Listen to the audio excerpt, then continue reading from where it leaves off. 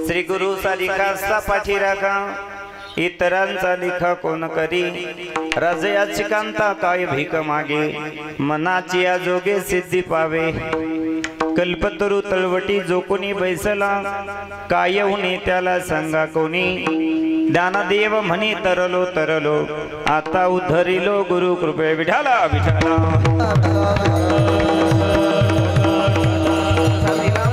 जगनाही तपानी मंडमंडनानं तनुतुलसी माला कंदरं कंजनेत्रं सदैवला समिठलं चिंतयामि शरचंद्र बिंबाननं चारुहासं लसत्प्रात्कान्तकण्डस्थलाङ्गं जपरागबिंबाधरं कंजनेत्रं परब्रह्मलिङ्गं भजे पाण्डुरङ्गं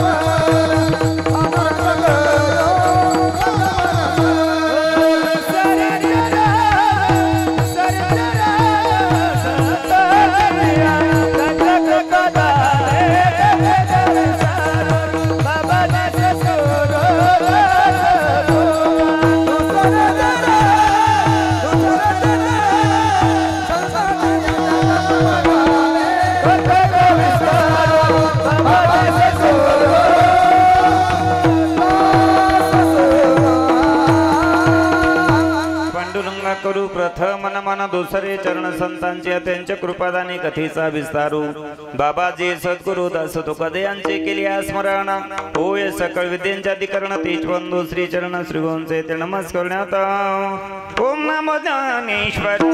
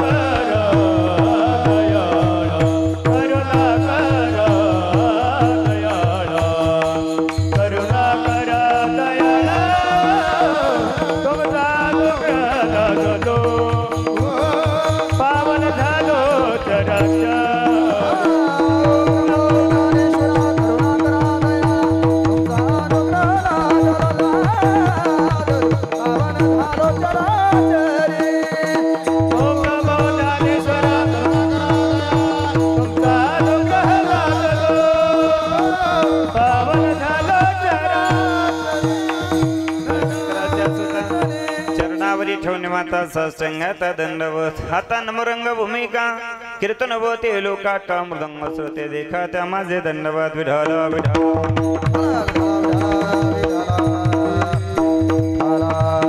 गुरु सारिका पाठी राखा इतरांचा लिखा कोण करी राजयाची कांता काय भीक मागे मनाची आजोगे सिद्धी पावी प्रस्तुत प्राप्त प्रसंगी कीर्तन रूपी सेवेकरिता निवडलेला भंग संत श्री श्रेष्ठ महावैष्णव माऊली ज्ञानोबा यांचा हा चार चरणाचा उत्कृष्ट असा अभंग असून श्री गुरूंची सद्गुरूंची महती सांगणारा अभंग आहे विठ्ठल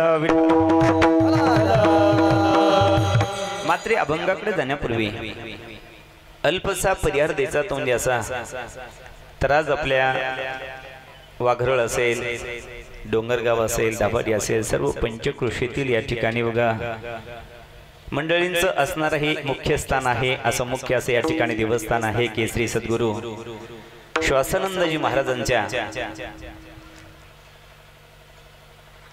श्री गुरु पौर्णिमा या पर्व काळावरती महाराजांचे या ठिकाणी या दरबारामध्ये प्रत्येक शिष्य मंडळाच्या वतीनं चालू असलेला हा या ठिकाणी बघा हा भव्य दिव्य स्वरूपाचा एक दिवसीय आणि कीर्तन सोहळा आणि या सोहळ्याचं आज या ठिकाणी सुंदर असं आयोजन सर्व पंचकृषीतून सर्व भक्त मंडळांनी या ठिकाणी केलं गेलंय म्हणून एकदा सर्व शिष्य मंडळांसाठी टाळी वाजवून त्यांचं जोरदार स्वागत अगदी सुंदर असे या ठिकाणी मंडप आहे सुंदर असे या ठिकाणी साऊंड सिस्टम आहे अगदी गोड सर्व्हिस भाऊ तुमचे मनापासून तुम्हाला धन्यवाद सुंदर सर्व या ठिकाणी कार्यक्रम करत उपस्थित सर्व गायनाचार्य मंडळी महाराज मंडळी महाराष्ट्रातील सुप्रसिद्ध गायनाचार्य गायन संवाद संगीत विशारद हरिभक्तपरायण आदरणीय आमचे या ठिकाणी विष्णू महाराज बोचरे आहे।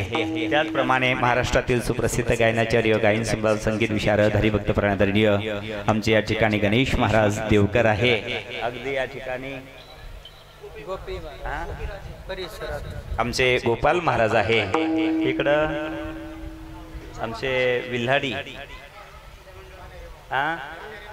हा आमचे कानेरे महाराज आहे। तुम्ही गावकरी आमचे चव्हाण महाराज आहे। इकडं खरात महाराज आहे। इकडं हा कल्याण महाराज आहे। इकडं आमचे श्री विश्व माऊली बारीकरी शिक्षण संस्था बागलगाव आमच्या संस्थेतील या ठिकाणी आमचे बालगोपाल मंडळी आहे। त्याचप्रमाणे आमचे या ठिकाणी मृदंगाचार्य मृदंग सम्राट। मृदंग म्हणजे काय असतोय? मृदंगाचे बोल प्रत्येकाच्या कानापर्यंत पोच केले असतील यात काय नवल आहे। पण उभा महाराष्ट्रभर प्रत्येकाच्या अंतःकरणामध्ये सुंदर अशी ज्यांनी जागा निर्माण केली असे महाराष्ट्रातील नामवंत मृदंगाचार्य मृदंग सम्राट आमचे प्रमोदजी महाराज शिंदे आहे। अगदी मनापासून धन्यवाद। हा टाळी वाजवायचं सुद्धा सांगितलं नाही, पण ही टाळी म्हणजे तुम्हाला केलेलं लाईक आहे, हे तुमचं असणारं प्रेमाचं सर्टिफिकेट आहे। विठाला या ठिकाणी सर्व महाराज मंडळी सर्वांच्या सहकार्याने सर्वांच्या उपस्थितीमध्ये श्री सद्गुरू स्वाशानंदजी महाराजांच्या या पावन दरबारामध्ये प्रतिवर्षाप्रमाणे गुरुपौर्णिमा या पर्व काळावरती चालू असलेला हा भव्य दिव्य स्वरूपाचा कीर्तन सोहळा आणि या कीर्तन सोहळ्यामध्ये आज या ठिकाणी महाराजांचं मला दर्शनाचा योग या ठिकाणी प्राप्त झाला। ज्यांचे या ठिकाणी मुख्य स्थान आहे, ज्यांचे या ठिकाणी आदरस्थान आहे, जे सर्वांचे या ठिकाणी गुरुस्थान आहे असे परमपूज्य आदरणीय महाराष्ट्रातील या ठिकाणी ख्यातनाम कीर्तनकार आणि अनेक लेकर ज्यांनी आपल्या या ठिकाणी बघा शालेय शिक्षणाच्या माध्यमातून घडवले, हे ज्यांचं माझ्यावर सुद्धा अत्यंत लेकरासारखं प्रेम आहे असे आमचे या ठिकाणी काकड गुरुजी अगदी अण्णांच्या चरणावती नतमस्तक होऊन मनापासून धन्यवाद। त्याचप्रमाणे ज्यांच्या माध्यमातून हा सेवा करण्याचा योग मला या ठिकाणी प्राप्त झाला ते आमचे परमपूज्य आदरणीय आमचे जीवराग टाकीचे सगळे शिष्यमंडळ आमचे दुर्गादास दादांनी कॉल केला, म्हटले महाराज अहो आमच्या इथून सर्व मंडळी आपण या ठिकाणी तिथे जाऊन कार्यक्रम करतोय आणि कार्यक्रमाला सुद्धा महाराज आपलेच असले पाहिजे, हा त्यांचा आग्रह, हा त्या सर्वांचा असणारा प्रेम, त्या प्रेमासाठी सुद्धा एकदा जोरदार टाळी वाजवली पाहिजे। अगदी मनापासून त्यांना सुद्धा धन्यवाद देतो। आणि अशा महात्म्यांचा आज या ठिकाणी गुरुपौर्णिमा या पर्व काळावरती दर्शनाचा योग मला घडला की वयाच्या 42व्या वर्षी ज्यांनी संजीवन समाधी घेतली अशा श्वासानंद महाराजांच्या दरबारामध्ये आज या ठिकाणी हा आपल्याला सेवा करण्याचा योग आहे।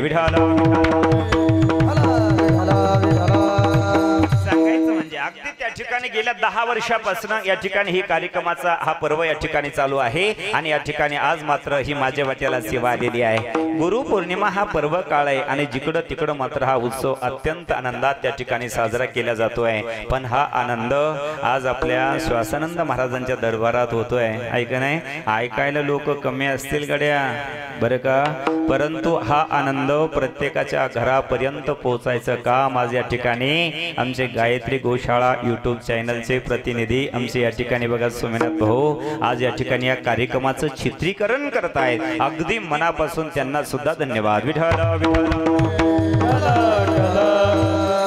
ठिकाणी आणि या सेवेकडे वळतोय बघा। थोडक्यात सांगायचं म्हणजे आज गुरुपौर्णिमा या पर्व काळावरती महावैष्णव माऊली ज्ञानोबा यांचा अभंग या सेवेकरिता निवडलेला आहे आणि माऊली महावैष्णव ज्ञानोबा या अभंगामध्ये श्री गुरुचं महत्व या ठिकाणी प्रतिपादन करतायत की सद्गुरूचे असणारं त्या ठिकाणी महती आपल्याला सांगतायत। या ठिकाणी बघा श्री गुरु सारिका असता पाठीराका।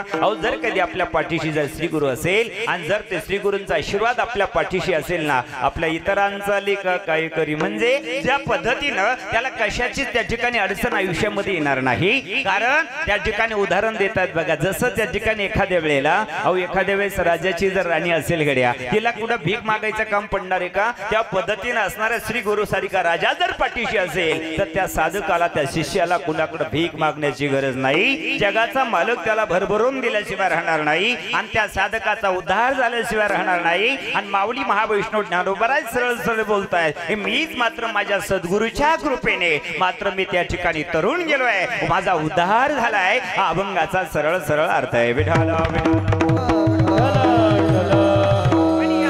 कलियुगामध्ये माऊली ज्ञानोबाला त्या ठिकाणी जन्माला आलेल्या प्रत्येक जीवाला अहो श्री गुरुची महती सांगतायत, सद्गुरूची महती सांगतायत. इथे शंका आपल्याला प्राप्त होईल बघा, इथे शंका उपस्थित होईल. हे महत्व कुणाला सांगितलंय. आणि या कलियुगामध्ये जर विचार केला इथं फक्त मानव जातच आपल्याला पाहायला मिळत नाही महाराज. मग अहो इथं 84 लक्ष्मी जीवखान्याची निर्मिती केलेली आपल्याला पाहायला मिळते. मी माझं पदार्थ सांगत नाही, माऊली ज्ञानोबाचा सिद्धांत आहे. पूर्वजन्मी पाप केले ते बहुवे सारी दुःख सेवतो सेविता ते मेरा गोंधले 84 लक्ष योनी फिरता दुःख भोगेले ज्ञान दृष्टी हरपली दोन्ही नेत्र आंधळे धर्म लागो सदैवाचा जे बापाला दृष्टी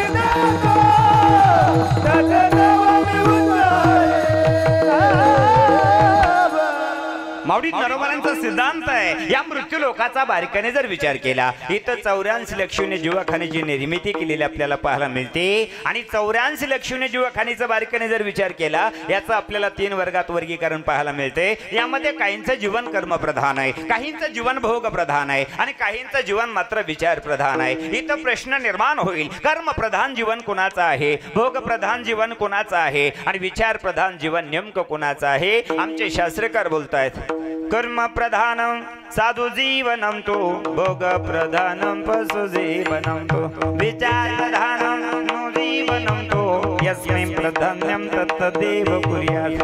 शास्त्रकार बोलतायत कर्म प्रधान जीवन सांगितलं साधू संतांचं, भोग प्रधान जीवन सांगितलं पशु पक्ष्यांचं आणि विचार प्रधान जीवन सांगितलं फक्त आणि फक्त माणसांचं.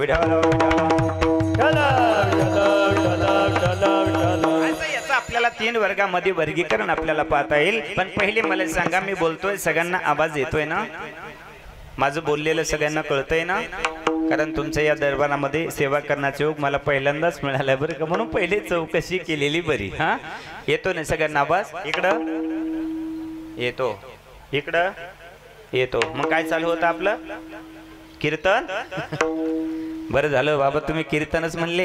मी एकदा असं बोलता बोलताच कीर्तनात विचारलं बरं का प्रमोद महाराज काय चालू होतं आपलं, काय चालू होतं आपलं, काय चालू होतं आपलं. एक फेटेवाले आजोबा होते, ते सगळ्याच्या मधून उठले आणि तिथून मला म्हणे महाराज ध्यानात राहत नसेल तर धंदा बंद करून टाका म्हणे.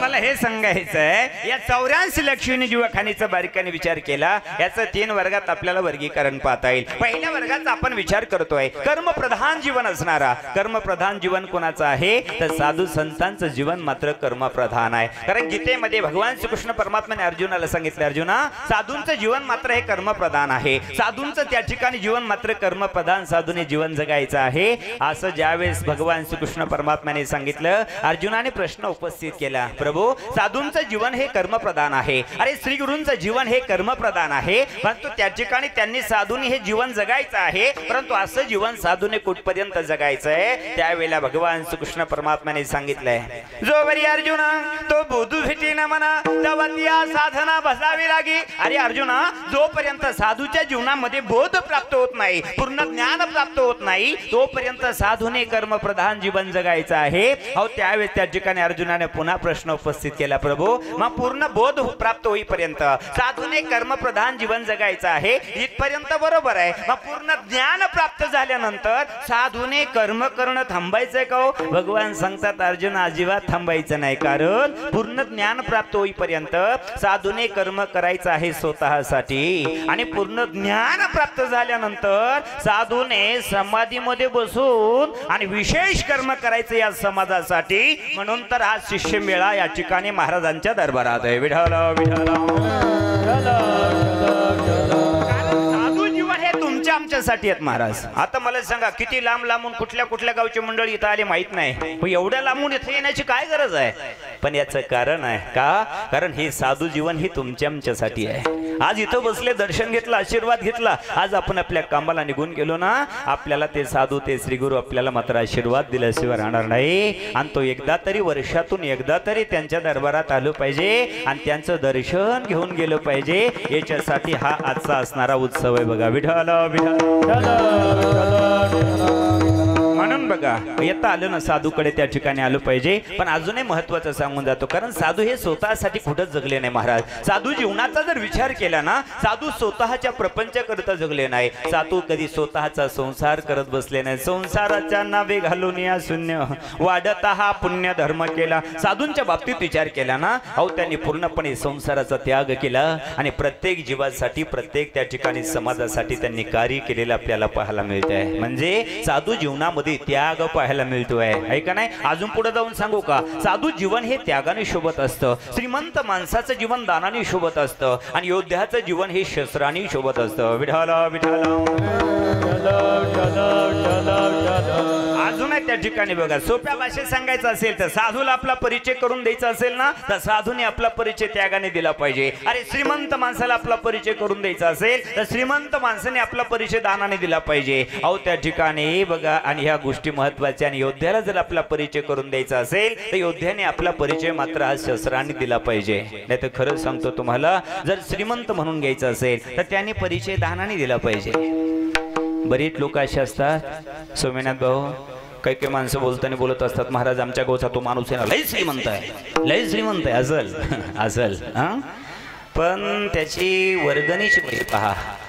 श्वासानंद महाराजांच्या या कार्यक्रमासाठी त्यांचं किती योगदान आहे का नाही, त्याच्यावरून त्याची श्रीमंती कळणार आहे. इथले सोडून आजच्या दिवस, कारण इथलं मला काही माहिती नाही, कोण कोण कार्यक्रमाला योगदान करतंय हेही माहिती नाही. पण तुम्हाला सांगतो, बरेच लोक अशी आहे चांगल्या कामात खर्च करत नाही. पण श्रीमंत म्हणून घ्यायचं असेल तर त्या ठिकाणी त्याने मात्र आपल्या दानाने आपला परिचय करून दिला पाहिजे. पण बरेच लोक असे जन्माला आले हो, अहो कधी वर्गणी भरत नाही, कुठं चांगल्या कामात खर्च करत नाही, अन्नदान करत नाही का, विनाकारण खर्च म्हणून बरेच लोक असे चांगल्या कामात खर्च करत नाही. मग तुम्हाला असं म्हणायचं का, ते पैसे इकडे खर्च करत नसतील म्हणजे त्यांचे पैसे बँकेमध्ये तसेच पडून राहत असतील, असं आहे का? अजिबात नाही. फक्त एवढंच आहे, इकडे चांगल्या कामात जर आनंद असतील ना, निदान वाईट कामात तरी घालत असतील. इकडे सप्त्यात आणत नसतील, निदान हप्त्यात तरी घालत असतील. विठाला विठाला जर तुम्ही वाचवायला गेलात ना, वाईट कामात उलट जास्त जातात. तुम्हाला खरं सांगतो, मी एके ठिकाणी कीर्तनाला गेलो बरं का ना, एक सदग्रस्त आपल्या पोराला हाणतो, बारीकसा पोरगा, दन दन दन. मेलं काका, अहो का मारता तुम्ही? महाराज अहो ते पोरगच लय आगाऊ आहे. म्हटलं काय केलं त्यानं? म्हणे महाराज आम्ही 3ऱ्या मजल्यावर राहतो म्हणे, 3ऱ्या मजल्यावर, आणि त्याला प्रत्येक वेळी सांगत असतो, तू जर जिना चढायला लागला ना, एक एक पायरी सोडून चढ जा.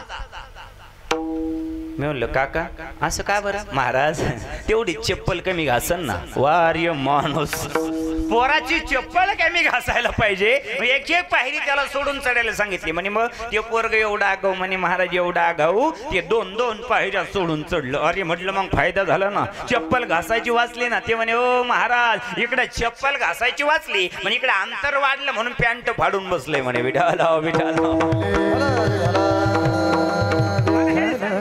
चांगल्या कामात जर तुम्ही वाचवलं ना, वाईट कामात आपलं त्या ठिकाणी जास्त जाणार बघा. म्हणून या ठिकाणी श्रीमंत म्हणून घ्यायचा असेल, आपला परिचय करून द्यायचा असेल तर दानाने दिला पाहिजे. साधू म्हणून घ्यायचा असेल, आपला परिचय मात्र त्यागाने दिला पाहिजे. किती त्याग असतो महाराज श्री गुरूंच्या जीवनामध्ये. जाळोनी संसार बैसलो अंगणी, भक्ती ते नमन वैराग्य तो त्याग. अहो साधू जीवनाचा जर विचार केला तर त्या ठिकाणी त्यागी जीवन पाहायला मिळते. म्हणून एक मुद्दा सांगून जातो बरं का, कुठलेही साधू असू द्या गड्या, करता आलं ना, अहो साधूचा आदर केला पाहिजे, अनादर कधीच करायचा नाही. अरे बोलता आलं साधूला गोड बोललं पाहिजे, पण वाईट बोलून कधी दुःखी करायचं नाही. अरे करता आला साधूचा सन्मान केला पाहिजे, पण अपमान मात्र कधीच करायचा नाही. कारण अरे ते साधू आपलं काहीच करत नाही, पण जगाचा मालक मात्र तुम्हाला आयुष्यात कधीच माफ करणार नाही. विठाला महाराज आम्ही कुठल्या साधूंचा आदरच करतो, अनादर आम्ही कधीच करत नाही, असं जर तुम्हाला म्हणायचं असेल ना, तर चालता बोलता सांगतो तुम्ही अनादर केल्याशिवाय राहत नाही. अरे एखादा साधू तुमच्या दारात येऊ द्या, गल्लीत उभं राहू द्या, गल्लीत उभं राहून तो साधू म्हणत असतो बाबा रामकृष्ण हरी रामकृष्ण हरी. हा घरातून म्हणतो पुढच्या घरी काढून देतात महाराज त्याला, नाही देत का? अहो एखादा वारकरी खांद्यावर पताका घेऊन दारात येऊ द्या आणि गल्लीत उभा राहून तो त्या ठिकाणी साधूला बोलू दे, बघा बाबा जय हरी विठ्ठल जय हरी विठ्ठल. हा घरातून म्हणतो तोंडात दिल्यावर कशी वाटल? अरे तुम्हाला काय माहिती हा साधू कोण आहे? पंढरपुरातून आलाय का श्वासानंदजी महाराजांच्या रूपात आलाय? फक्त आदर करणं शिका. विठ्ठल विठ्ठल करताला आदर करायला करायचा, अनादर कधी करायचा नाही. काय होतं माहितीये, साधू आपलं काहीच करणार नाही. पुन्हा ऐका, पण जगाचा मालक तुम्हाला माफ करणार नाही. उदाहरणाने सांगायचं असेल, चला रामकथेत घेऊन जातो. राजा रावणाचं उदाहरण बघा. त्याची प्रॉपर्टी जर पाहिली तर लंके माझे घरी किती द्याय का सांगत असे संख्या जैसे तैसे 5 लक्ष घरी पाचनाचे जेते 7 लक्ष ते बेटे बंदी कोटी घरी जेते काशी आणि तांब्याची शुद्ध कांचनाची सप्तकोटी. पहा त्याची प्रॉपर्टी, पहा त्याचं ऐश्वर्य, त्याचं कुटुंब पाहिलं तर 80,000 बायका, 1 लाख मुलं, 1.25 लाख नातू, 1.25 लाख पंतू. किती झाली? घरी गेलं रे हिशोब लावून कोणते मतदार संघात उभा राहू द्या. विठाला अरे एवढा मोठा त्याचा परिवार होता, एवढं मोठं सगळं त्याचं त्या ठिकाणी बघा ऐश्वर्य होतं. पण एवढं सगळं काही असताना अरे त्याच्या हातून एका साधूचा अपमान झालाय महाराज. कुणाचा? अरे बिभीषणाचा. कंबड्यात लाज घातली बिभीषणाच्या, लंकेच्या बाहेर काढून दिला. बिभीषणाने भावाचं काहीच केलं नाही, बिभीषणाने राजा रावणाचं काहीच केलं नाही. पण जगाच्या मालकानं राजा रावणाच्या कुळामध्ये दिवा लावायला शिल्लकच कोणी ठेवला नाही. विठाला विठाला. म्हणून बघा साधूंचा त्या ठिकाणी आदर झाला पाहिजे, साधूंचं पूजन झालं पाहिजे. का? कारण जीवनामध्ये या ठिकाणी सर्वस्व जे आपल्याला देत असतात, आशीर्वाद रूपाने जे आपल्या पाठीशी राहत असतात, ते म्हणजे त्या ठिकाणी साधू आहे. कारण त्यांचं जीवन हे तुमच्या आमच्यासाठी आहे. म्हणून त्या ठिकाणी मौलिक ज्ञानोबराय सुद्धा याच गोष्टीची पावती अभंगाच्या पहिल्या चरणात आपल्याला देत आहेत. श्री गुरु सारे का पाठी राखा, श्री गुरु सारे का पाठी राखा, श्री गुरु सारे का पाठी राखा, श्री गुरु सारे का पाठी राखा, श्री गुरु सारे का पाठी राखा, श्री गुरु सारे का पाठी राखा, श्री गुरु सारे का पाठी राखा, श्री गुरु सारे का पाठी राखा. इतरांचा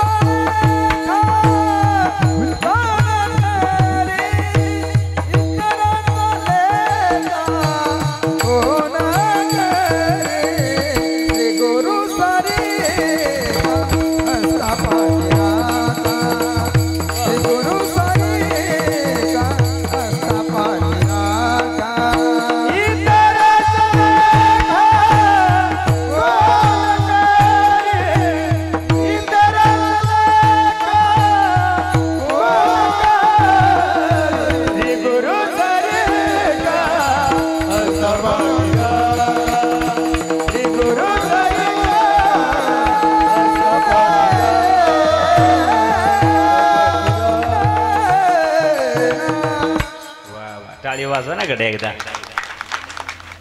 श्री गुरु सारिका असता पाठी राखा, इतरांचा लेखा कोण करी. माऊली ज्ञानोबराय सांगतायत बघा त्या ठिकाणी ज्या साधूंचं ज्यांचं कर्मप्रधान जीवन आहे, अशा साधूंच्या जर संगतीत आपण राहिलो असेल, अशा साधूंचे जर आपण त्या ठिकाणी आदर केला असेल, अशा साधूंचा जर आपण सन्मान केला असेल, अशा साधूंच्या त्या ठिकाणी गुरु पौर्णिमा या पर्व काळावरती जर त्यांचं पूजन केलं असेल ना, बघा त्याला त्या ठिकाणी कशाचीच भीती राहत नाही. कारण साधू मात्र भरभरून आशीर्वाद देतात. याच्यासाठी साधूंचं जीवन आहे पहिला वर्ग.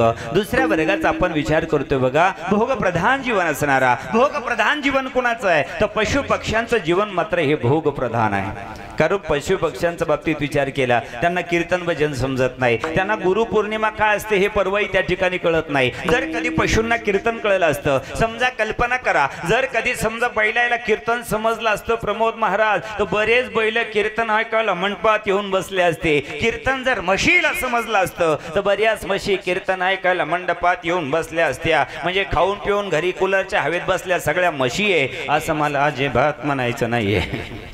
आणि मी माझ्या पदरच्या गप्पा सुद्धा हानीत नाही बघा. अहो जगद्गुरु तुकोबरांचा त्या ठिकाणी सिद्धांत आहे, पैशू पापा पुण्य काय आहे जाणारी,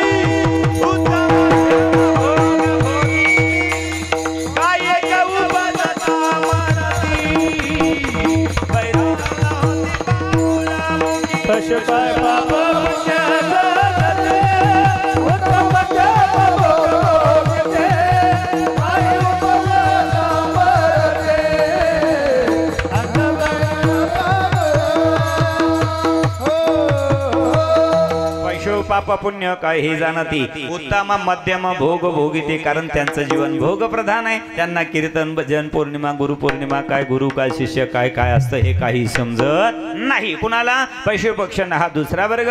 आणि तिसऱ्या वर्गाचा आपण विचार करतोय, विचार प्रधान असणारा. मग विचार प्रधान जीवन कोणाचं आहे? तुमचं आमचं जीवन मात्र त्या ठिकाणी विचार प्रधान आहे. ज्यांना ज्यांना मनुष्य जन्म त्या ठिकाणी प्राप्त झाला आहे त्यांनी मात्र त्या ठिकाणी मिळालेलं जीवन हे विचार प्रधान आहे. कारण मनोसदेहीचे निदाने सच्चिदानंद पदवी घेणे एवढा अधिकार नारायणे, कृपा अवलोकोने दिदाला मावडीत ज्ञानोबा सांगताय. भगवंताच्या सचित आनंद रूप असणारी जी पदवी आहे त्या पदवीपर्यंत या देहातील ज्ञानाने पोहोचता येतं, पण त्याच्यासाठी गरज आहे श्री गुरूंची. विठ्ठल विठ्ठल. आपल्याला जी काही संधी बघा, आपण आपल्या संधीचं या ठिकाणी सोनं केलं पाहिजे. तुम्ही म्हणाल महाराज मग आपल्याला संधी मिळालेली ना, मग आपण आपल्या संधीचं या ठिकाणी सोनं करायचं म्हणजे नेमकं काय करायचं आहे?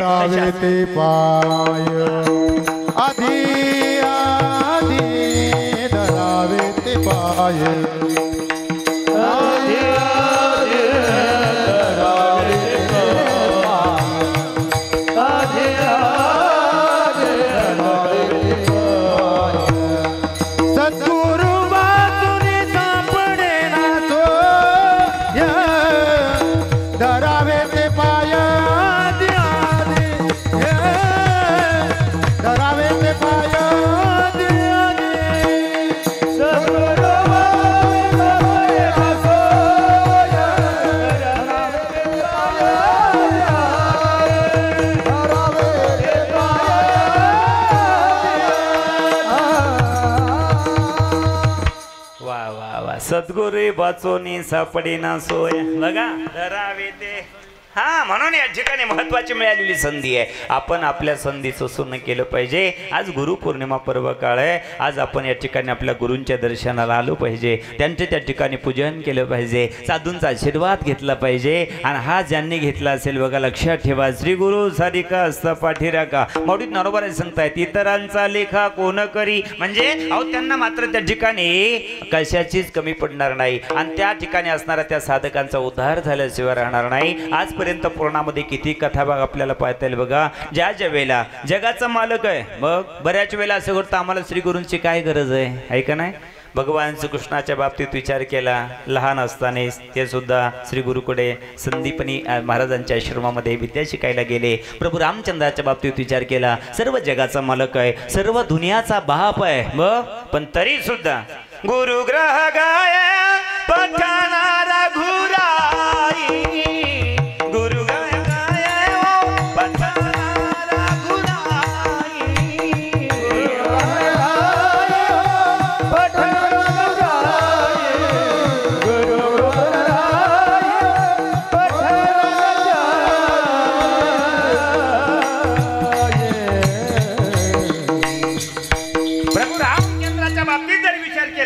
तरी सुद्धा जगाचा मालक वैशिष्ट्यजींच्या आश्रमात गेले. कशाला?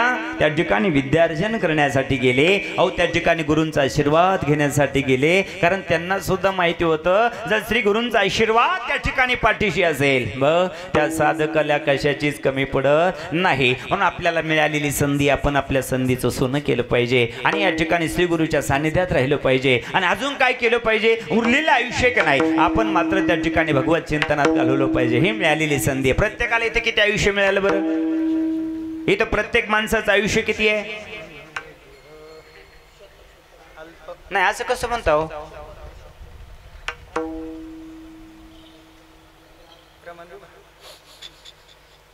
म्हणजे तुमचं काय चालू आहे आता? रनिंग काय चालू आहे? 55. म्हणजे वाईट नाही वाटणार ना तुम्हाला? 55. तुमचं जाऊ द्या, आपल्या आपल्यातच बरं आहे. तुमचं हा 62. म्हणजे अजून किती बाकी आहे? महाराज असं कसं म्हणता बा? माहित नाही ना तुम्हाला सुद्धा अजून? नाही मला माहिती, पण माझं सांगू सांगू सांगू का? हो म्हणून राहिले बा काय बेमान मंडळी हो इकडचे माझ्या मरणावर टपून बसले राजा हो विठाला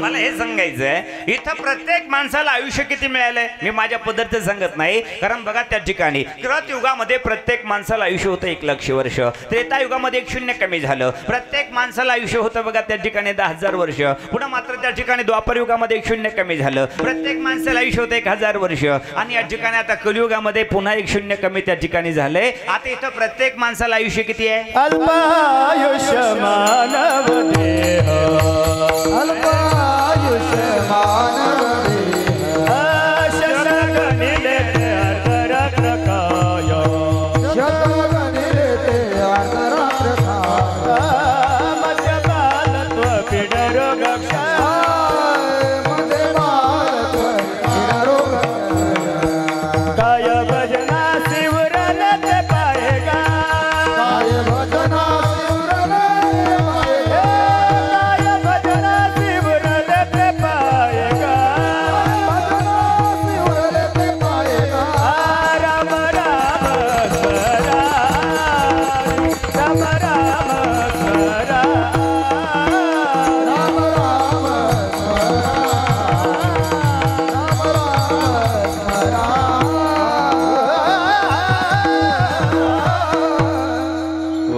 म्हणजे जगद्गुरु तुकोबरायचा प्रमाण आहे जगद्गुरु तुकोबरांचा इथं पुरावा अल्पायुष्य मानव देह शत गणिले ते अर्धरात्र खाय मध्ये बालत्व पिडा रोग क्षय काय भजनाचे उरले ते पायगा म्हणजे इथं कलियुगामध्ये प्रत्येक माणसाला आयुष्य किती आहे 100 वर्ष आहे का नाही म्हणजे आता आपल्याला पक्की गॅरंटी आली इथं प्रत्येक माणसाला आयुष्य हे 100 वर्ष आहे आता मला सांगा 100 वर्ष आयुष्य प्रत्येकाला मिळालंय मग 100 वर्ष माणूस जगतो का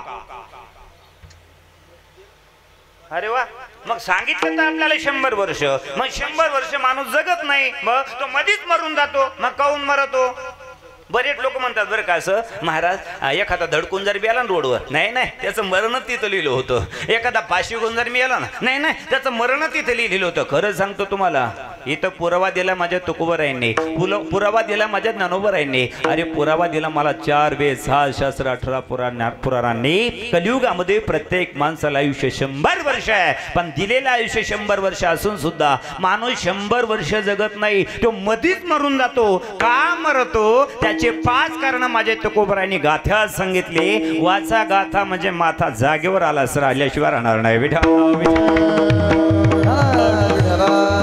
प्रत्येक माणसाला इथं 100 वर्ष जगता येतं बघा पण तो 100 वर्ष जगत नाही त्याच्या अगोदरच मरून जातो त्याचे 5 कारण सांगितले मी आता जरी तुम्हाला सांगितले नाही 5ही कारण आणि जर तुम्ही समजून घेतले आणि जर सोबत नेले तर तुम्हाला सांगतो अहो इथं बसणारा प्रत्येक जण 100 वर्ष जगू शकतो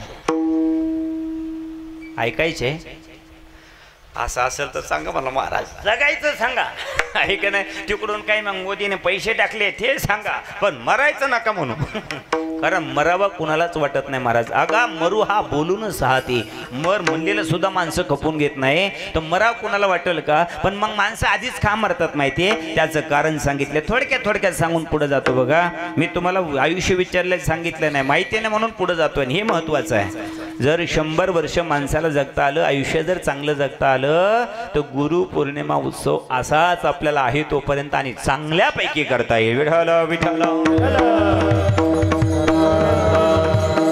माणूस 100 वर्षाच्या आत का मरतो त्यातलं पहिलं कारण माझ्या तुकोबराने सांगितलंय बघा जो इंद्रियाच्या अधीन गेला की तो माणूस 100 वर्षाच्या आतमध्ये मरून जातो पदरचं सांगत नाही जगद्गुरु तुकोबरांचा पुरावा आहे दृष्टीमुखे मरण इंद्रियाच्या द्वारे लावण्य ते खरे दुःख मूळ जगद्गुरु तुकोबराय बोलताय जो इंद्रियाच्या अधीन गेला तो माणूस 100 वर्षाच्या आतमध्ये मरून जातो अजून सोप्या भाषेत सांगून जातो बघा इंद्रियांचा आवडीचा विषय काय बरं इंद्रियांचा आवडीचा विषय भोग आहे आणि जीवनात जितके भोग आहे तितकेच त्याच्या पाठीमागं रोग आहे आणि जितके रोग आहे तितका मृत्यू त्याच्या जवळ आहे विठ्ठल विठ्ठल हे बघा तुम्ही हे माईक भोग आहे लाईट भोग आहे टीव्ही भोग आहे मोबाईल भोग आहे पण मोबाईल पाहत डोळे खराब झाले चष्मा लागला रोग आहे कारण रोगाला सुद्धा अक्कल आहे कोणाच्या घरी जाऊन आपली इज्जत राहील गरिबांच्या घरी जाऊन आपली इज्जत घालून घ्यायला रोग इतका बावळत नाही अहो रोग कोणाला होतो? जे लोक रोडवर मोठाले खड्डे खोदतात, मोठाले दगड फोडतात, अहो त्यांना कधी रोग झाला ऐकलाय का तुम्ही?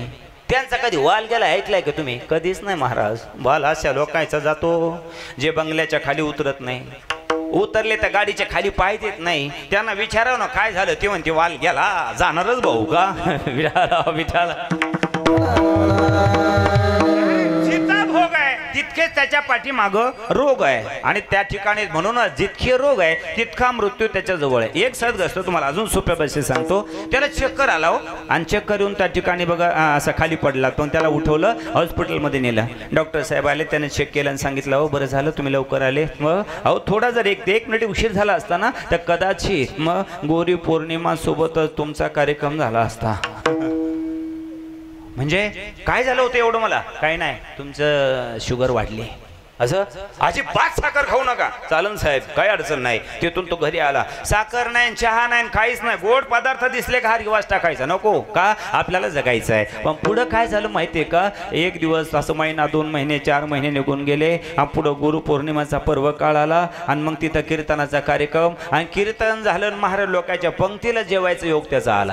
आता महाराज लोकांची पंगत म्हणल्यावर काय तिथं काय वरण चपाती भात, हा श्री बालाजीचं बेत असतो बघा. आणि सगळे मंडळी असे जेवायला बसले आणि जेवायला जे आयटम होते सगळे वाढले. वेळ कमी असल्यामुळं महत्वाचा आयटम होता गुलाबजाम. मग आणि तो वाढला गेला. महाराज आता याला जामून लय आवडायचे पण शुगर आहे चलत नाही. हे म्हणे मला नका ठेवू. अरे प्रसाद आहे आज ठेवा ना म्हणले. खायचं ते बघा. याने आपलं पाहिलं त्याच्याकडे बघा. अहो तो गुलाबजामुन होता. असं त्याच्या तोंडाला पाणी आलं. कारण गुलाबजामुनची ताकदच अशी प्रमोद महाराज, तो असा गोल गोल पाहिजे, मस्तपैकी असा त्याला तुपात तळलेलं पाहिजे आणि मस्तपैकी असा त्याचा असा खाका खाका कलर असा अगदी आला झाला पाहिजे आणि मग तो पाकात पडला पाहिजे. असा चमकतो तो. बस तेच झालं त्याला. दमच निघा ना त्याला. त्यानं आपल्या हातावर पाणी घेतला, मंत्र फिरवला. जाऊ द्या ना प्रसाद आहे म्हणे, आजच्या दिवस खाल्ल्यानं का होणार आहे. जसा उचलला गुलाबजामुन गपक्यात गेला पाहिला. चुकून वाढणार पाहिलं याचा संपलाय बा. ते चुकून घेऊन आला. ते म्हणे हा कशाला हे काय होतं. त्यानं टाकलं बा. ते म्हणे टाक. मग त्यानं उचलला, तोही टाकला. अहो पुन्हा आला, तो पुन्हा टाकला, पुन्हा उचलला. ते म्हणलं जाऊ द्या ना, आजच्या दिवस खाल्ल्यानं कुठं मरणार हे लगे. एक करता 85 गुलाबजामुन खाल्ले. आता तुम्हाला काय झालं बाबा बाबा करायला? तुम्हाला का बनवायचे का वाढायचे? खर्च काय? ते खायला होता मी मोजायला पुढे होतो म्हणून सांगू राहिलो. 85 गुलाबजामुन खाल्ले आणि खाल्ले. तिथून घरी गेलं, दारातच पडलं चक्कर येऊन. उचललं, हॉस्पिटलमध्ये नेलं. डॉक्टरांनी चेक केलं, म्हटले त्याच्या नाकात कापूस घाला आणि याला जाऊ द्या म्हणे. मग याचं आवरलंय तद्धाम परमम. ऐकताय ना सर्वजण? आता हा माणूस मेला. काहून मेला? त्याचं मरण तिथं लिहिलंय म्हणून तो मेला नाही. अहो त्याचं आयुष्य संपलंय म्हणून तो मेला नाही. गुलाबजाम खाल्ले म्हणून मेला. म्हणजे इंद्रियाच्या अधीन गेला म्हणून मरून गेला.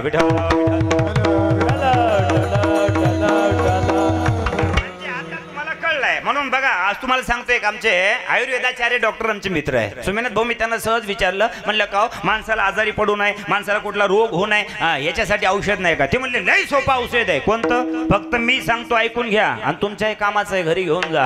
एकच काम करायचं म्हणे काय? जे आपल्या जिभेला आवडतं ना तेच खायचं नाही. माणसाला कधी रोगच होणार नाही. विठ्ठला बाहेरून येत नाही बरं का. अहो हे सगळं गाथ्यात लिहून ठेवलंय मी. निद्रा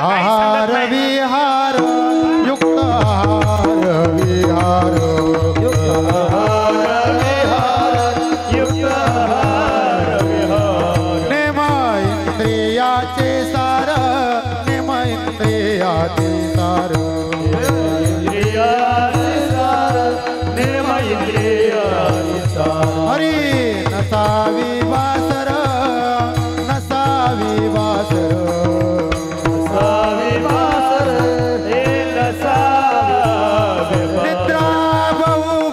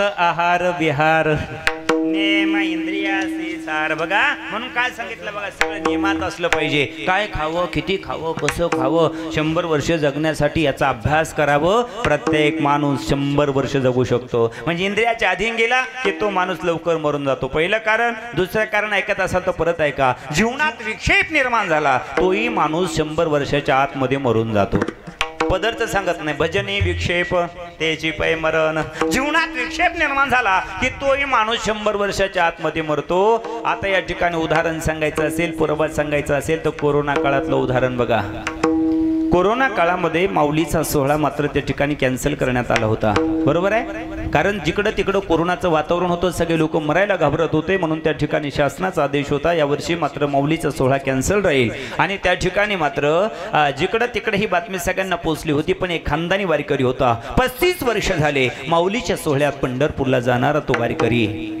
कधी न्यूज चॅनल माहिती नाही कधी यूट्यूब चॅनल बघायचं नाही कधी मोबाईल माहिती नाही फक्त एकच पांडुरंग द्या नी पांडुरंग म्हणे जागृती सोपणे पांडुरंग दीन जरजनी हाची धंदा गोविंदाचे पवाडी दिवस न कळे रात्र न कळे सतत भजन करणारा तो वारकरी पण ठरल्याप्रमाणे उद्या सकाळी माऊलीचं प्रस्थान आहे अगोदरच्या रात्री मात्र बॅगा पिशव्या सगळं असणाऱ्या त्या ठिकाणी भरून ठेवल्या आणि कारण जसं एखाद्या मुलीला माहेरला जायचं असतं ना तसंच मात्र जसं ती मुलगी आपल्या माहेरला जाण्यासाठी अगोदरच्या रात्री तयारी करून ठेवते बघा सकाळी आपले कपडे राहता कामा नाही आपल्या पप्प्याचे कपडे घरी विसरू नये रात्रीच बॅगा पिशव्या भरून ठेवते काहून की सकाळीच मला पहिल्या गाडीने माझ्या माहेरला जायचं आहे त्याच पद्धतीनं जसं ती मुलगी आपल्या माहेरी जाण्यासाठी जशी तयारी करते ना सासरमध्ये तसं त्या वारकरीने तयारी करून ठेवली होती बघा माहेरला जाण्यासाठी माझे माहेर पंढरी आहे भिवरेच्या तीरी जाण्याचा आनंद होता बॅगा पिशव्या भरून ठेवल्या होत्या पण सकाळी निघण्या अगोदर आपल्या लहानशा नातवाला बोलवलं बाळ्या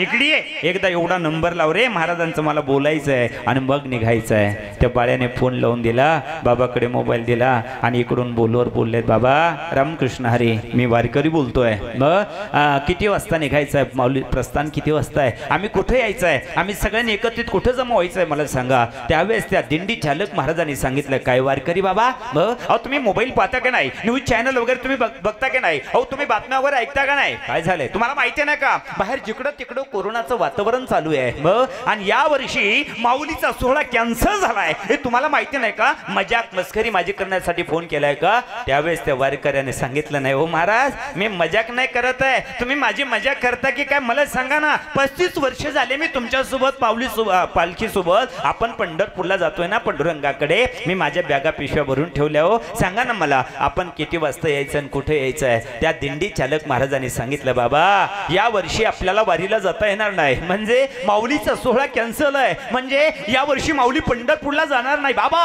माऊली पंढरपूरला जाणार आहे पण ते लाल परीने जाणार आहे या वर्षी पायी जाणार नाही आणि आपल्याला कोणालाही जाता येणार नाही म्हणजे या वर्षी वारीला येता येणार नाही अजिबात जमणार नाही वारकरी बाबा आणि जर त्या ठिकाणी वारकरी बाबाने सांगितलंय महाराज 35 वर्ष झाले हो मी न चुकता माऊलीच्या सोहळ्यात तुमच्या दिंडीत चालत मी पांडुरंगाच्या दर्शनाला जातोय 35 वर्षे उलटून गेले हा नियम माझ्या जीवनात चालू आहे आणि या वर्षी जर मला माऊलीच्या सोबत जर कधी पंढरपूरला जाता येत नसेल ना तर कदाचित हा वारकरी जगणार नाही दिंडी चालकाने सांगितलं वारकरी बाबा तुम्ही मेला तरी तुम्हाला पंढरपूरला येता येणार नाही हा शब्द ऐकल्याबरोबर वारकऱ्याच्या हातून मग तो मोबाईल कळून पडला एका डोळ्याला 2 धारा लागल्या माऊलीत ज्ञानोबराचा ज्ञानेश्वरी ग्रंथ समोर ठेवला माझ्या जगद्गुरु तुकोबाराची गाथा समोर ठेवली अरे खांद्यावरती एक पताका घेतली आणि त्या ठिकाणी आपलं मस्तक अरे त्या ग्रंथावर ठेवून दिलं अरे डोळे बंद करून घेतले वारकऱ्यांनी प्राण सोडून दिला वारकरी निघून गेला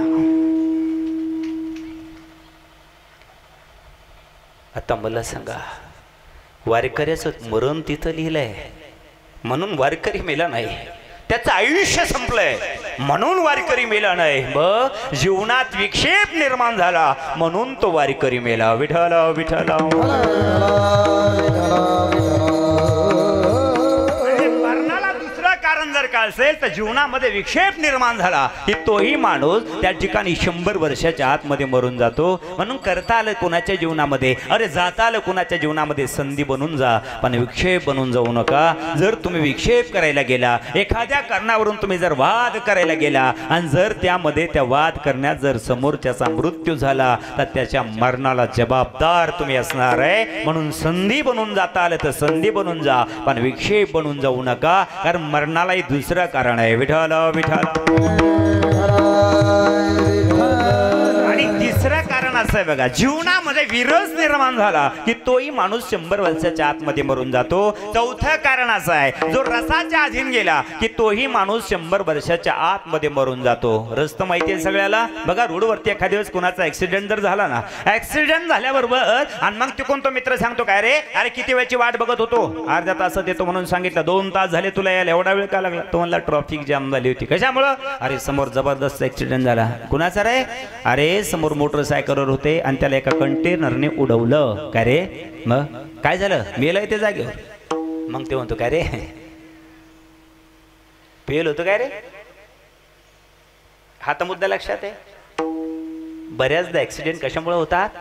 रसाच्या अधीन गेल्यामुळं. मग मला सांगा, जो रोडवर मेलाय मग तो त्या ठिकाणी त्याचा मरण तिथं लिहिलंय म्हणून तो मेला नाही, आयुष्य त्याचं संपलंय म्हणून तो मेला नाही, मग रसाच्या अधीन गेला म्हणून माझे तुकोबाराय म्हटले तो रोडवर मेला. विठ्ठल विठ्ठल.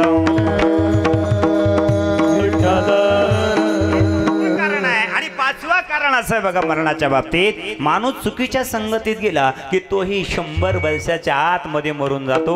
म्हणून संगती चांगली असली पाहिजे आणि ती चांगली संगती घडण्यासाठी ही गुरु पौर्णिमा आहे. मग कोणाच्या संगतीत जावं तर श्री संत श्री सद्गुरु श्वासानंदजी महाराजांच्या उत्सव यांच्या संगतीत आयुष्यभर जर कधी आपण जीवन जगत गेलो, आपल्याला प्रत्येकाला 100 वर्ष इथं जगता येईल. आणि नुसतं जगताच येईल एवढंच नाही, या बहुरूपी सागरातून आपल्याला सहजपणे तरुण जाता येईल. आणि तरुणच जाता येईल यात एवढंच नवल नाही तर इथं प्रत्येकाचा उद्धार होईल. कशावरून?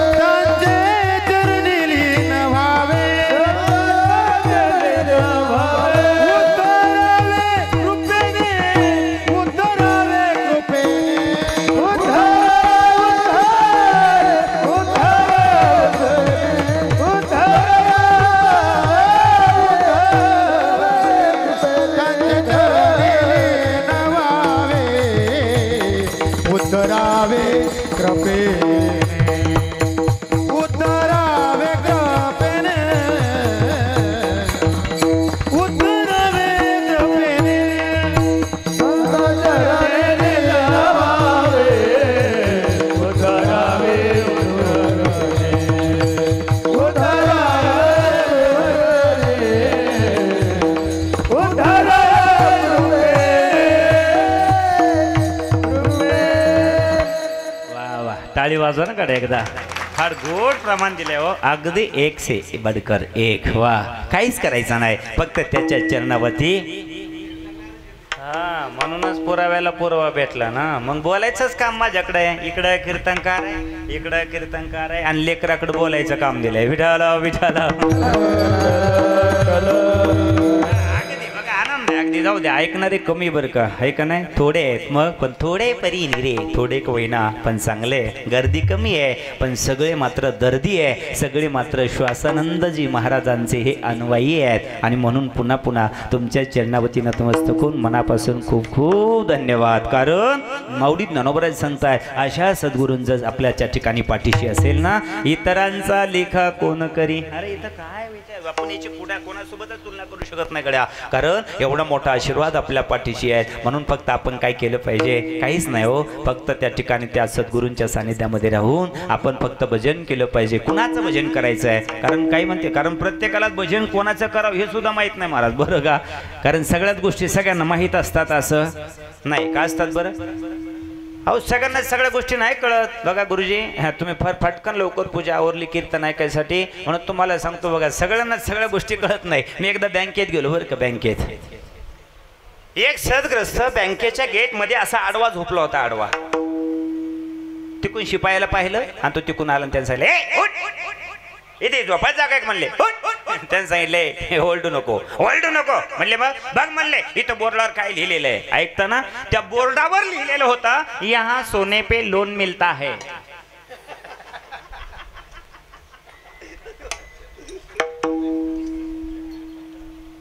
नाही कळालं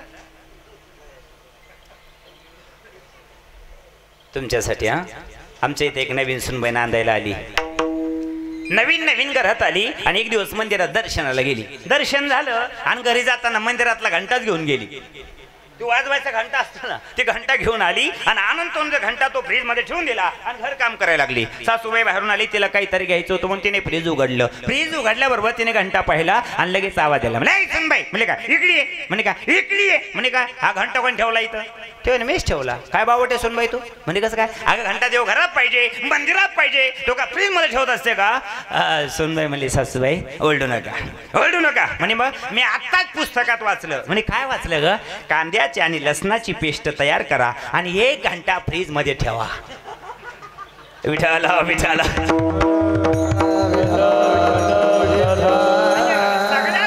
सगळ्यांना कळत असतात असं अजिबात नाही बघा म्हणून महाराज आम्ही भजन करायचं आहे पण नेमकं कुणाचं रामकृष्णारी विठ्ठल केशवा मंत्र हा जपावा सर्व काळ फक्त रामकृष्ण हरी एवढाच मंत्राचा जप करायचा बाकीचं काहीच करायचं नाही तुम्हाला एक सांगू का श्रीमद भागवत महापुराणामध्ये एक सुंदर असं सूत्र आलंय बघा तेवढं सूत्र जर आपण सोबत ठेवलं काय करायचं काहीच नाही आपल्या श्री गुरुच्या सानिध्यामध्ये फक्त एकच असा संकल्प करून जायचा कुठलाही चित्र डोळ्यासमोर आलं ना फक्त रामकृष्ण हरी म्हणायचं बाकीचं काहीच करायची गरज नाही न लगते सायाच जावे वनांतरा सुखे येतो घरा नारायण कुठं जायचं काम नाही ठाईचं बैसोनी करायक चित्त आवडी अनंत आळवावा काय करायचं माहितीये काहीच नाही फक्त रामकृष्ण हरी कोणी समोरून आलं रामकृष्ण हरी एखादं लहान लेकरू समोरून आलं रामकृष्ण हरी एखादी लहान दिदी समोरून आली रामकृष्ण हरी एखादे आजोबा समोरून आले रामकृष्ण हरी एखादी आजीमाई समोरून आली रामकृष्ण हरी एखादी बकरी समोरून आली रामकृष्ण हरी एखादी कुत्री समोरून आली रामकृष्ण हरी एखादी गाय समोरून आली रामकृष्ण हरी एखादी म्हैस समोरून आली रामकृष्ण हरी एखादा बैल समोरून आला रामकृष्ण हरी एखादा रेडा समोरून आला रामकृष्ण हरी रेड्यावर बसून यम तुम्हाला न्यायला आला रामकृष्ण हरी रेड्या सगळ्यात यम त्याच्या घरी देवाचे पार्षद विमान घेऊन तुमच्या दारी आणि विमानात बसून तुम्ही देवा घरी गेल्याशिवाय राहणार नाही यासाठी केला होता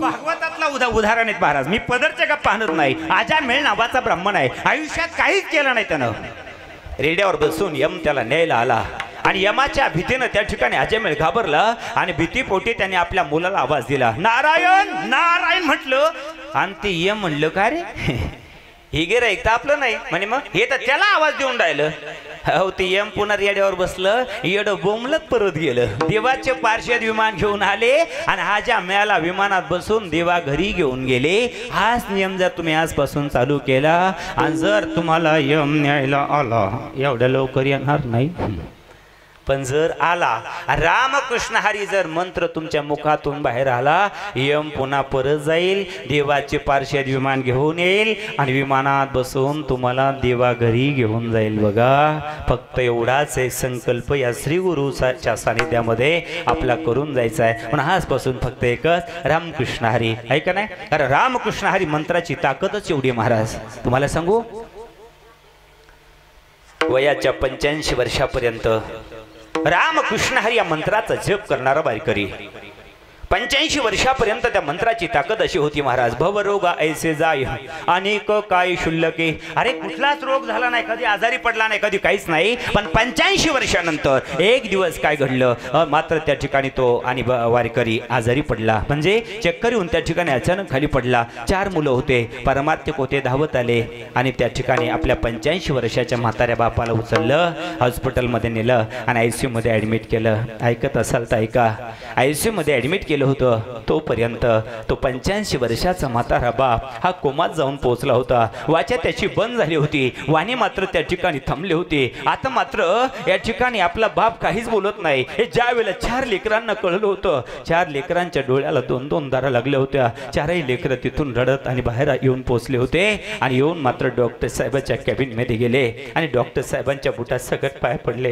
डॉक्टर साहेब, अहो दुनिया झाली तरी चालेल, बघ फक्त आमचा बाप वाचला पाहिजे, आमचं प्रेम आमच्या पाठीशी राहिलं पाहिजे. बस त्या ठिकाणी किती पैसे लागू द्या, किती खर्च लागू द्या, फक्त आमचा या ठिकाणी बाप वाचला पाहिजे. अहो 4 लेकरांचं असणारं प्रेम बघून डॉक्टर साहेबांनी मात्र ट्रीटमेंट सुरू केली. 1 दिवस, 2 दिवस, 4 दिवस, 8 दिवस तो बाप कोमात राहिला. 8 दिवसानंतर कोमातून बाहेर आला आणि त्या ठिकाणी 15 दिवसात तब्येत ठणठणी झाली आणि त्या ठिकाणी डॉक्टर साहेबांनी सांगितले, तुमच्या बाबांची तब्येत ठीक आहे, असणारा बिल पेड करा आणि तुमच्या बाबांना सुखरूप मात्र तुम्ही आता घरी घेऊन जा. त्यावेळेस असं सांगितलं गेलं तर मुलगा म्हणतो, का डॉक्टर साहेब किती झालंय आमचं बघा ना, किती झाले या ठिकाणी पेमेंट किती झालंय, असणारं तुमचं बिल किती झालंय, ऐकत असाल तर ऐका.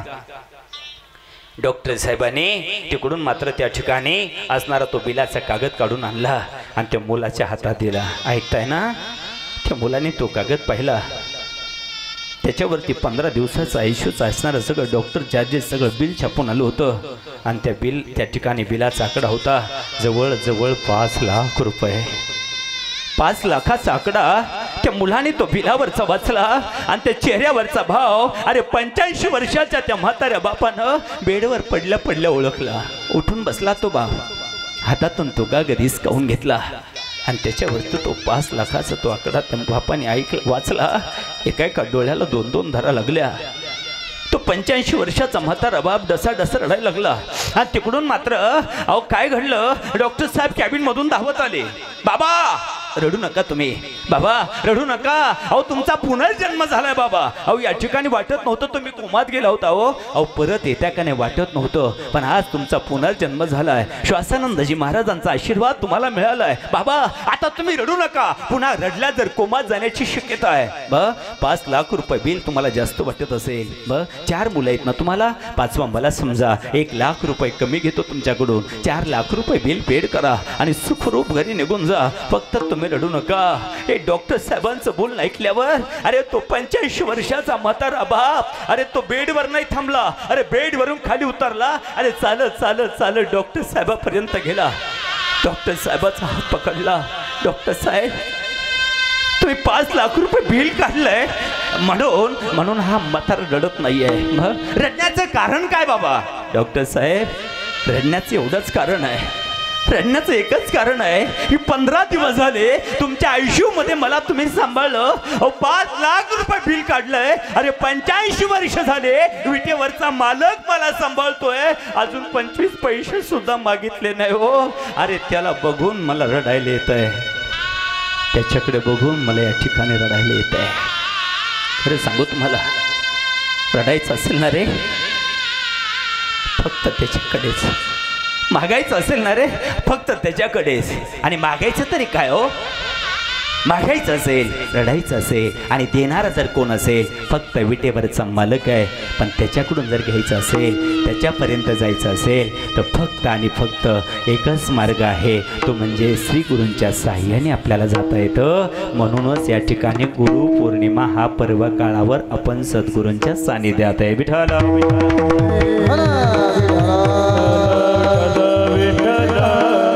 म्हणून त्या ठिकाणी बघा, त्याने आपलं जर या ठिकाणी इच्छा पूर्ण करावी वाटत असेल, महाराज आता तुम्ही सांगितल्याप्रमाणे आम्ही जर आता श्री गुरु या श्वासानंदजी महाराजांच्या या दरबारामध्ये त्यांच्या सानिध्यामध्ये राहून जर त्या विठ्यावरच्या मालकाचं आम्ही भजन करत राहिलो, खरंच आमचं काम तो करील का? महाराज म्हटले काम करील का?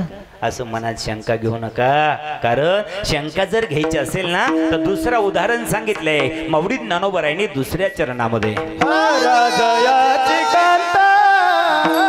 काय भीक मागे हृदयात कांता, काय भीक मागे हृदयात कांता, काय भीक मागे हृदयात कांता, काय भीक मागे मनाची जोगे श्री पावे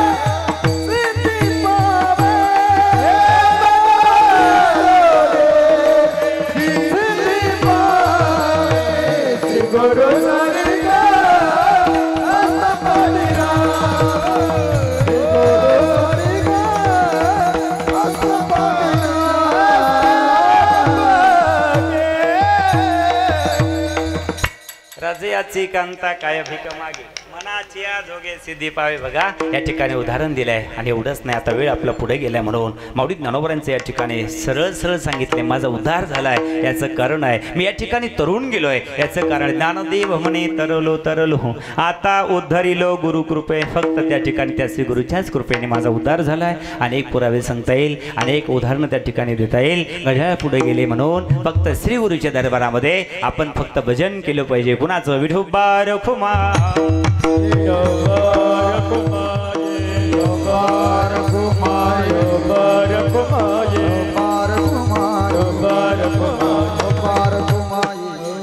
श्री गुरु सारिका असता पाठीरा काय इतरांचा लिखा कोण करी राजे या शिकांता काय भीक मागे मनाचे या जोगे सिद्धी पावे तर या ठिकाणी वारकरी संप्रदाय नियमाप्रमाणे चाल झाले असे समजून जवळजवळ आपल्या कीर्तनाची वेळ या ठिकाणी संपलेले मग थोडे काय सांगायचं म्हणजे श्री गुरु या ठिकाणी श्वासानंदजी महाराजांच्या या पवंदरपरामध्ये गुरुपौर्णिमा या पर्व काळावरती सर्व असणारे या ठिकाणी महाराजांचे अन्वयी सगळे असणारे या ठिकाणी बघा शिष्यमंडळ सर्वांनी या ठिकाणी सुंदर असं सगळ्यांनी मिळून सुंदर असं या कार्यक्रमाचं आयोजन केलंय म्हणून पुन्हा एकदा सर्वांना मनापासून धन्यवाद देतो आणि ज्यांचे या ठिकाणी सर्व माझे जीवरग टाकळीकर असणारे माझ्यावर प्रेम करणारे सर्व या ठिकाणी माझे मायबाप ज्यांनी मला इथं आवर्जून या ठिकाणी उपस्थित या ठिकाणी मला बोलवलंय अगदी मनापासून त्यांना या ठिकाणी धन्यवाद देतो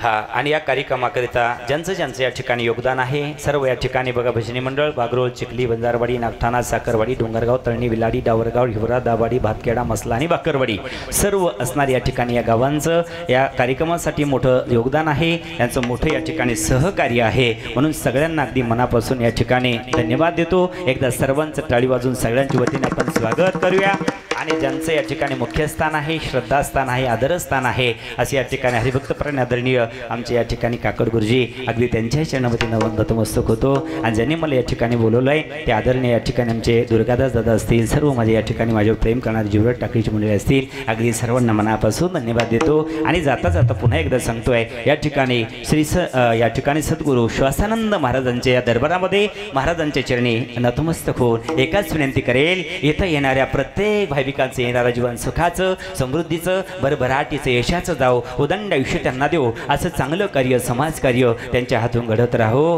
हीच एक महाराजांच्या चरणी प्रार्थना करून याच ठिकाणी सेवेला थांबतोय फक्त जाता जाता गळ्यात पवित्र तुळशीची माल घालायची एकादशी उपवास करायचा जमेल तांदी पंढरीची वारी करायची नाही जमलं अहो फक्त आपण घरी बसून आपल्या मायबापाची सेवा करत आणि आपण सद्गुरूच्या आणि सानिध्यात राहून फक्त रामकृष्ण हरिमंत्राचा जप आपण केला आपण या बहुरूपी सागरातून तरुण गेल्याशिवाय राहणार नाही आपल्या या ठिकाणी उद्धार झाल्याशिवाय राहणार जाता जाता पुन्हा सांगतो आयुष्यामध्ये फक्त लेकरांसाठी प्रॉपर्टी कमवू नका लेकरांसाठी संपत्ती कमवू नका लेकरांचे संस्कार कमवा ही तुमची खरी प्रॉपर्टी असेल ही तुमची खरी संपत्ती असेल आणि ते संस्कार देण्याचं कार्य आज जगाच्या पाठीवर कोण करत असेल ओनली ओन फक्त वारीकरी संप्रदाय म्हणून या ठिकाणी प्रत्येक लेकर हे सुसंस्कारी असले पाहिजे त्याने आपल्या मायबापाला सांभाळलं पाहिजे आणि या ठिकाणी आपल्याला असणारी धर्माची पताका हे आपल्या खांद्यावर घेऊन मात्र या ठिकाणी धर्म सांभाळला पाहिजे याच्यासाठी श्री विश्व माऊली वारीकरी शिक्षण संस्था वाघलगाव मी जिथं राहतोय मी तिथं संस्थेचं खूप मोठं आयोजन केलेलं आहे माझ्या संस्थेत या ठिकाणी असे लहान लहान विद्यार्थी आहेत बघा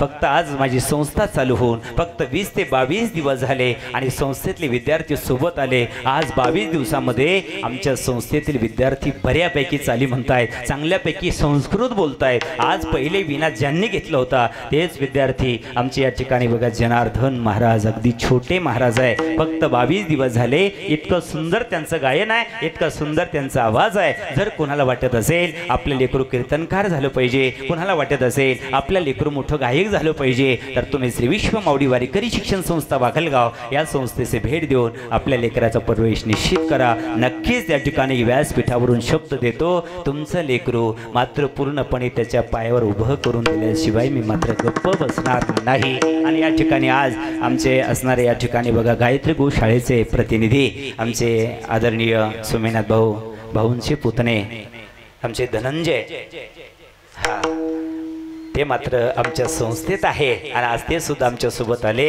अगदी त्यांचाही परिवाराचं माझ्यावर खूप प्रेम आहे त्यांनाही मनापासून खूप खूप धन्यवाद देतो आणि याच ठिकाणी थांबतो ज्ञानेश्वर माऊली